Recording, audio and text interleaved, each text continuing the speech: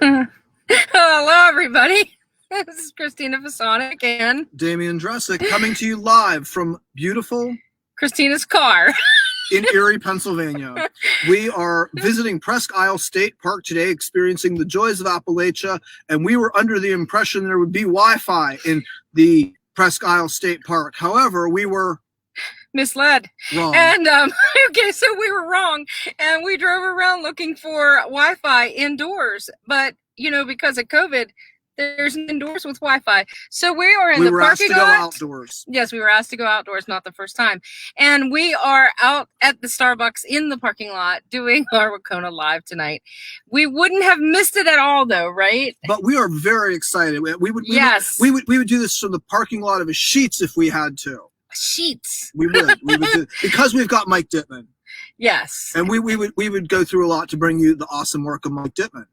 Right, so tell us about him, okay? I would love to tell the audience about Mike Dittman. He lives and writes near Pittsburgh, Pennsylvania, surrounded by the palimpsest of the Appalachian Rust Belt and its ghosts. He's worked at bike shops, newsrooms, and on top of roofs, but today he can be found more often at the front of a classroom. He's the author of Jack Kerouac, a biography, Masterpieces of the Beat Generation, and Small, Brutal Incidents. His short stories and poetry, as well as his journalism and nonfiction, are widely published, and he can be found online at www.michaeldittman.com. All right, let's bring him on. Thank you so much. Thank you, Christina, David. And for understanding our situation here in this very unusual Wacona Live. Absolutely. Made even more special, though, by your reading tonight. We are very, very much looking forward to it. Oh, thanks so much for inviting me. Absolutely. So we're going to disappear and then let you do your thing, and we can't wait to hear what you have for us tonight. All right. Thanks so much. I appreciate it. Sure thing. We'll be right back whenever you're finished. Okay. Hey, good evening, everybody. Thank you so much for joining me tonight. I'm reaching you from Butler, Pennsylvania, which is just about 25 miles from downtown Pittsburgh. Tonight, I'm going to be reading 5 different pieces and then hopefully talking about it a little bit more with Christina and Damian. I think, just as a quick preface, I think you'll find that my work draws upon a lot of natural issues from being born and raised here in Northern Appalachia. So the first piece I have tonight is called Sunburns, and it's set in the spring, and it's about, among other things, planting. All day long, I shuddered back and forth between the rose bushes and the bonfire, clearing the trellises for spring. Those thorns stigmatted my hands, green shoots sizzling on the coals like fat. Still, it's warm enough to sit in shirt sleeves on the back porch, drinking strohs, rereading Buck Dancer's Choice. What more can be said? This kiss-proof land gives so much, and I ask so little. In return, we should scribble down important, oppressive things, all carefully recorded with a poet's steadily obscene hand, the sonnet of the disenchanted, the rondel of the addict. 50 years ago, Americans and Brits destroyed the Florence of the Elbe. The inferno opened the Dresden Zoo, and apes perched on corpses, searching pockets, grooming the dead, trying on hats and shoes, and watching cathedrals burn in the pale blue vacuum fire, then fiercely wandering away looking for clean water. My beer is warm now, and the moon heavy and orange. I stand up, staggering a 2-step, while the fog and I prepare to go inside. Shrugging my shoulders, the thin white cotton chafes. I'm sunburnt in March, and this doesn't bode well. It's been a spring of hot days and freezing nights, and I haven't planted the things I should have. I'm giving up on cultivation. Today was the last gardening I'll do. Let the walls grow thick with poison ivy and ground pine. Long live weeds and wilderness too. I brought a sestina tonight. Originally, I had like 5 sestinas planned because I thought, well, that's kicky, right? That's fun. It's not. But I did keep one because I like it quite a bit. This deals with one of the other themes that I deal with quite a bit, and that is sort of family, both in an extended sense and in an immediate sense as well. So this poem is called Swimming Lessons. I cannot always connect your dots, turn blank pages into solid, perfect blocks of color, or make your stories end with a breathily, happily ever after. Instead, I would ask you to understand that I am still young enough to feel fear as a shimmer. When I forget a goodnight kiss or story, I feel your distance as well as your closeness. Worry that you, like the cathedral gargoyles in the distance, will perch on my chest, drawing poems made solid from my mouth, like a cat sucking shimmering breath from a baby at the end of a dream. Silliness. A child cannot understand that to her father she is a book to be deciphered after dinner, cannot know that after she goes to bed I ponder her new distance as diligently as ancient seers attempted to understand the future found in the guts of lambs, sorting the solid stones from the liquid bile, as bitter as the end of conversation and as bright as my child's shimmering glitter makeup. These seers spoke of a heaven that shimmers with silence, devoid of personal pandemonium. After we are there, though, we understand that hell is ourselves without end and that hell is wet. Why else did we crawl from the mud to land, the distance to a new sort of world? Because this new heaven was solid, and now that wet hell I've begun to understand. When I, in the pool, surrounded by those who already understand, older ones who wallow in fat humanness stuffed into shimmering suits, watch my daughter's solid muscles ripple as she pushes away before, not after me, then strokes off unafraid into the distance. If this is my hell, it is a beginning and not an end. Children write our legends in the end. We live with forces we can't understand, but the less we try, the more the distance between us does not so much shimmer as turns thick and strange, while unsought after goodnight kisses freeze us solid. When life ends, the last photos of us will shimmer, and those who see them will understand that we sought lighthearted intimacies and distances that make space solid. I thought I'd do a twofer with family poems tonight, both dealing sort of obliquely with daughters, let's say. The last one had to do with a human daughter, and this, of course, has to do with a squirrel daughter. I lived for a time in Ithaca, New York, on a beautiful piece of land. Ithaca, of course, also in northern Appalachia, but neither here nor there. On a beautiful piece of land, and the garage was full of squirrels, as is their wont.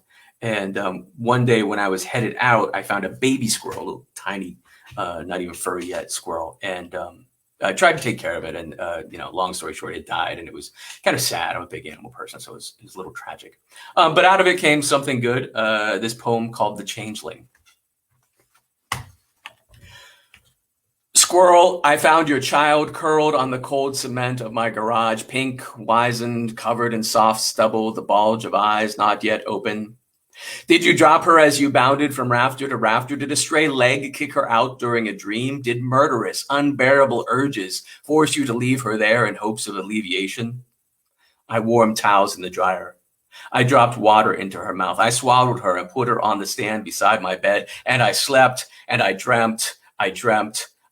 She became a girl, happy. We walked on beaches, planted flowers and watched them grow. I cooked pancakes and brushed her hair, but always she kept me at an arm's length, a reminder that she was yours and not mine. In the morning, she was dead. You cannot sow ashes and reap wheat. I have two more pieces that I'm going to read tonight. This one is from a longer series that I did of saint poems. And these are... For a while, I found myself at ends and was sort of wandering through the library at the Venango campus in Oil City, Pennsylvania, the Venango campus of Clarion University. And they had a series of Butler's Lives of the Saints, which is sort of this, if you're not familiar with it, it's a book that details the various gruesome way that the religious were killed over the years. And I just really, took a strange interest in this, let's say. And so I started taking these saints and dropping them into modern contemporary situations here in the area, in this area, Western Pennsylvania and Southern New York.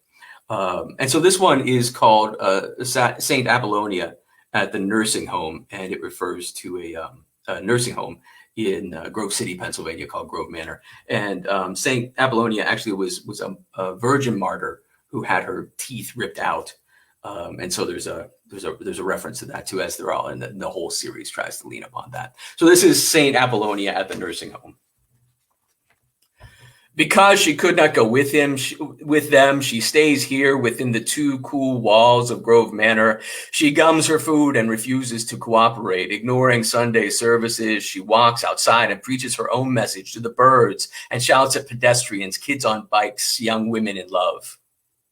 Sleepless at night, she prays for those who left her, trapped in this chilly land, fingering her rosary until the papery skin of her fingers and the smooth, rose-beaded decades start to find sympathetic grooves. She calls down angels to shatter windows when she feels neglected during cold Pennsylvania winters. When the temperature drops below 80, palm leaves, reminders of a warmer time, shed dust and shake unnaturally from the force of her voice as she complains, bellowing for sweaters and mulled red wine, which she never receives. She rants of half-remembered persecutions and fumbles in her purse for tools of ancient and unclear purpose as the nurses ignore her and school children sent to sing songs and spread cheer back away from her awesome, terrifying humanity. I have one more piece that I'd like to do tonight, and I'd like to thank Damien and Christina for inviting me here tonight to take part of this. Really have had a blast watching all of these throughout the weeks, and it's really a pleasure to be part of it. So one thing that I teach writing as well, and one of the most difficult things is not necessarily getting my students to write, but getting my students to read, and just even keeping an everyday book. Is very difficult. But I have for a very long time, and I, diligently copy down lines that catch my ear and try to think about how I can steal them. My wife is a huge Emily Dickinson fan, and so I end up reading a lot of Dickinson, which I hadn't before really meeting her. And the line from "After a great pain, a formal feeling comes" really sort of stuck with me, and so I played around with it and eventually worked backwards from it. Took this line from it and worked backwards and created this poem around it. And it's called Corduroy. "Do you want to touch them?" she asked. Her thighs a scarred road lined with perpendicular hazardous furrows like the cord of the king, the clothes of royalty, raised, ridged, pinwheel velvet. I looked towards her, but not at her, and felt her flesh ripple like a cat's. And then surely I looked away like an infant tugging on a breast, involved in a world but straining to make it something else, being nourished but feeding upon something else, a contentment as drowning man remembers the river, first a chill, then a stupor, then letting go. Thank you so much.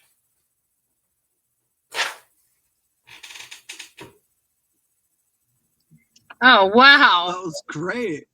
Oh, Really? Thank you so much. I really appreciate you saying that.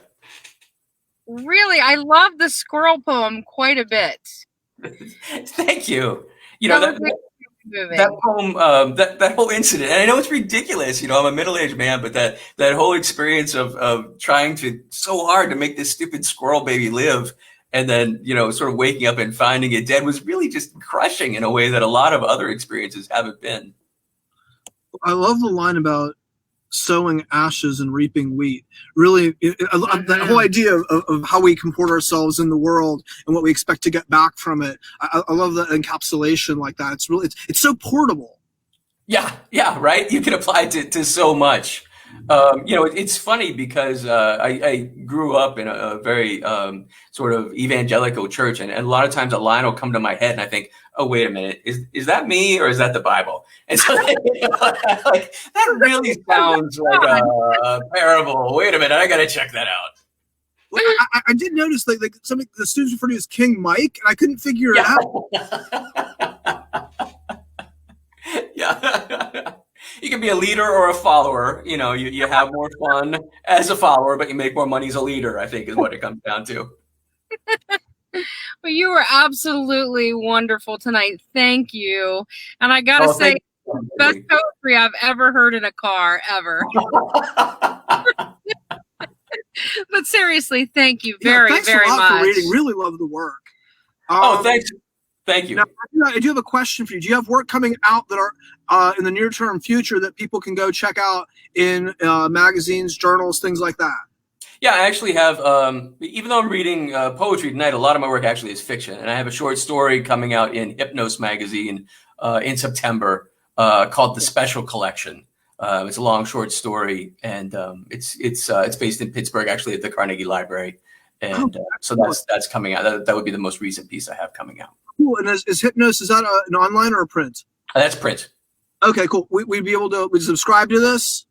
Yeah, and I think they put some pieces online, as like a teaser, and I'm hoping this will be one. Certainly, if people go to my website, michaeldittman.com, there'll be an alert there that people can check it out. Also, if people follow me on social media, I'm at Dittman for everything, and I'll be promoting it there as well. Perfect. Very That's cool. Awesome.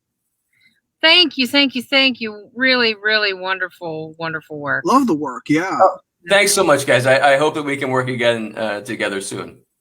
Oh, absolutely. Have a healthy fall. Oh, hey, you too. Stay safe and healthy, and wear your mask.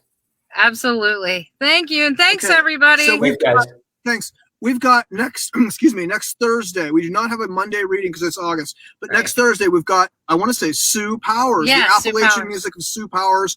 So if you're thinking about checking her out at the WANA conference on September 12th, you can get a taste of Sue Powers' outstanding Appalachian music next Thursday at 8 p.m. here at WANA Live. Yes, and hopefully we won't be in my car next week. So, see you later, everybody. All right, take care.